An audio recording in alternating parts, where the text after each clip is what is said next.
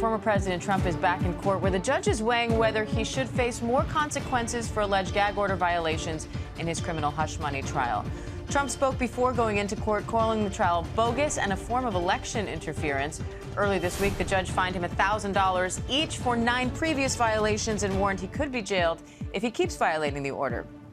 The defense later, after this hearing is over, will then have the chance to question Stormy Daniels' former lawyer, who says he received the hush money payment at the heart of this case. I want to bring in ABC News executive editorial producer John Santucci and ABC News legal contributor Kim Whaley for more. John, right now the attorneys are going back and forth arguing over whether these additional 4 alleged gag order violations are in fact gag order violations. And there was an interesting moment where Trump seemed frustrated at his own attorney pretty openly. Yeah, actually really visibly shaking his head, his jaw hitting the floor, according to ABC's Olivia Rubin, who's in the courtroom this morning, Diane. It was when Judge Merchan said, he doesn't have to comment to the camera outside of the courthouse. And Todd Blanche said, I agree with you. And that obviously goes against everything Donald Trump wants. Donald Trump needs that camera. It's the only way he is able to campaign during the week because of this trial. It's his megaphone, his soapbox. It's basically his oxygen, if I'm able to go that far. And to think his lawyer is saying, I agree with you, Judge, he really doesn't need to use that. I was stunned reading it in real time because we know that Donald Trump loves the camera, and one would think by now his attorney would know that, well, too. And we know he cannot be on the campaign trail, and so he's sort of using those as opportunities to get his campaign message out. They also are talking a lot now, going through the 4 different gag order violations. Yeah. And one of them, at least, is about Michael Cohen. Yep. And I found it interesting. They are citing ABC News reporting about Michael Cohen being on TikTok live streaming about the case. What did you make of that exchange? So it's really interesting. So the defense team cited that reporting, first by ABC News, about Cohen doing these nightly videos on TikTok. He goes live at 10 o'clock every night, and we watch them. He's clearly talking about the trial. And what the defense team is saying, look, he's talking about this, so we responded to it. But what the judge turned around and pointed out, and the prosecutor is also responding to that motion, brought it up first, saying, look, we know they've thrown this in there. We've seen the videos. We don't like the videos either. But it's not like Donald Trump saw these videos because they came to light, first by us, after he did these violations. So you can't, have it both ways. These comments were in a response to those videos because he hadn't seen them. That's right, yet. in theory. Kim, another one of the comments was when Trump said that David Pecker, the first witness in this case, he called him a nice guy.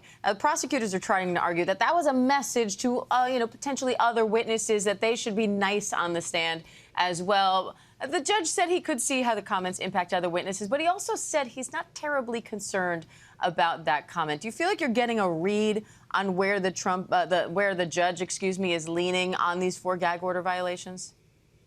Well, there is such a thing as witness tampering, and this is a far cry from that. I think that's the prosecution's sort of theory and way, that there are people that are in Trump's favor, people that are not in Trump's favor. If you're not in Trump's favor, it's not good for you. If you are in Trump's favor, it is good for you. But that's probably in the scale of the triage here. What the judge is really worried about is more the sort of threatening things, the things that could dissuade the jury from believing a particular witness, and maybe even create some problems on appeal with the integrity of the case. So based on that reporting, it suggests that that's maybe not one he's going to find to be a problem, but calling Michael Cohen, who hasn't even testified yet, a liar, that would be a much more egregious violation, an obvious violation of the order.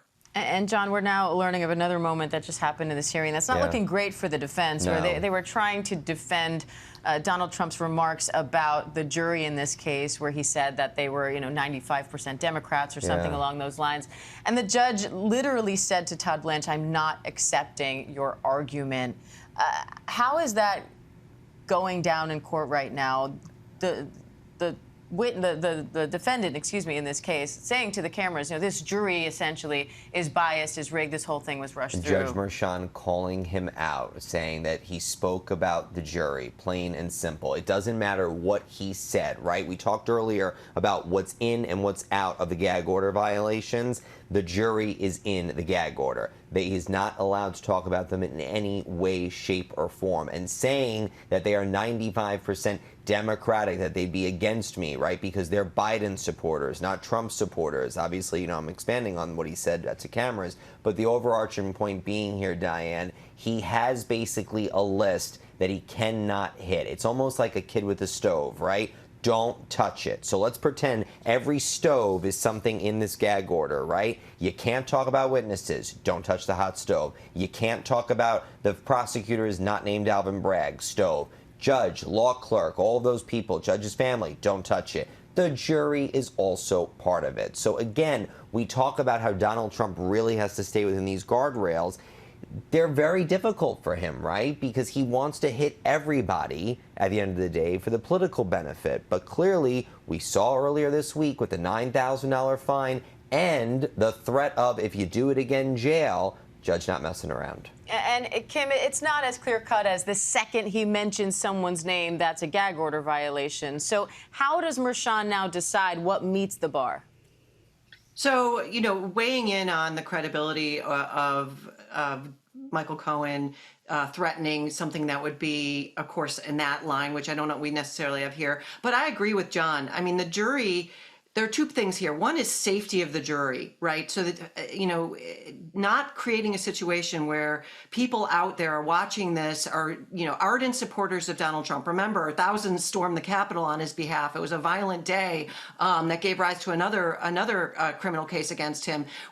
Not encouraging people to find out who these jurors are and to stop the process. That's, of course, a big issue. The second issue is not disincentivizing people from participating in the jury trial process, which is integral to our justice system across the country. We want to have people show up for jury duty. It's inherently democratic. It's your friends and neighbors making decisions and not the government making decisions. I clerked many years ago for a federal judge here in Washington, D.C., and he was sacrosanct about the jury. It was so important to him to be tremendously respectful, respect their time, make sure that the counsel was very respectful of them. So, I mean, when you've got a former president with this kind of following behind him, going after a jury, I can imagine Judge Merchan might even lose sleep about that. So I agree, we're seeing a hierarchy here. That's number one. Number two is making comments about witnesses are about to come on for the prosecution. And then the third being complimenting witnesses. But the big issue is there a way to stop this moving forward, to basically gag Donald Trump with this gag order through some kind of accountability for violating it? All right, well, we're going to see how the judge rules. That hearing is now over. And John, Stormy Daniels' former attorney Keith Davison is now back on the stand. What do you expect to hear from him today? A lot more. I mean, we just got started the other day, and it was several hours of Keith Davidson on the stand. Because remember, he is one of the very few people in this story, like Michael Cohen and Donald Trump, that are involved in both cases of these women that were paid for their silence, right? He represented Karen McDougal, the former Playboy playmate that Donald Trump is said to have had a long affair with, which he denies, and then Stormy Daniels, who obviously this whole case is about at the end of the day. Davidson represented both of them. He just really started getting into a lot of the dealings with McDougal, because remember, that was the first woman that was the catch and kill deal that he was a part of with AMI. I think today, I would imagine we're now going to move further into that timeline of the fall, which obviously front and center, Stormy Daniels. All right, John Santucci, Kim Whaley, thank you both. And we will be following this trial all day long and bring you the latest right here on ABC News Live.